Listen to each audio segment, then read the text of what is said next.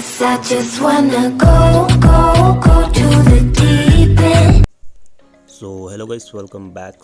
आज की इस वाली वीडियो में हम लोग अनबॉक्सिंग करने वाले हैं 365 मैन ब्लैक ट्रैक पैंट का।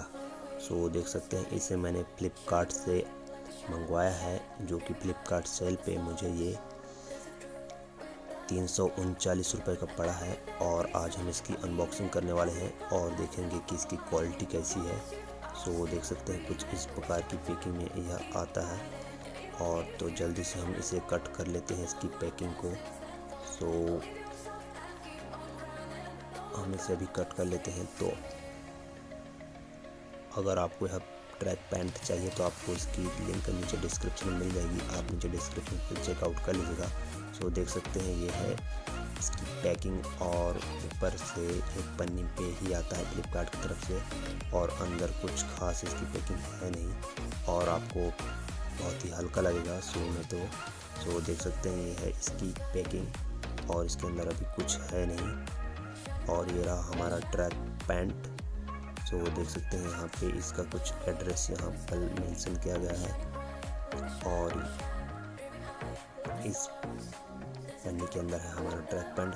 जल्दी से हम इसे ओपन कर लेते हैं, इस पन्नी से इसे निकाल लेते हैं। तो देख सकते हैं, कुछ इस प्रकार का इंटरफेस रहेगा इसका।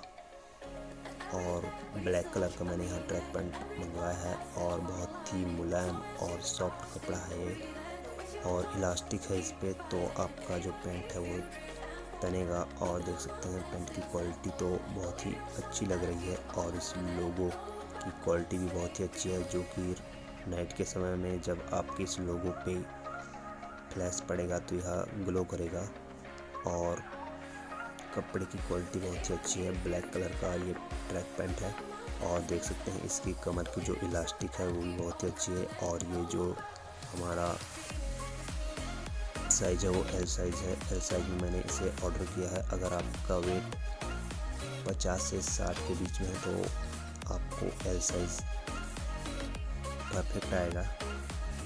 देख सकते हैं आप, कुछ इस प्रकार का इंटरफेस है और इसकी क्वालिटी बहुत ही अच्छी है 339 रुपये के हिसाब से।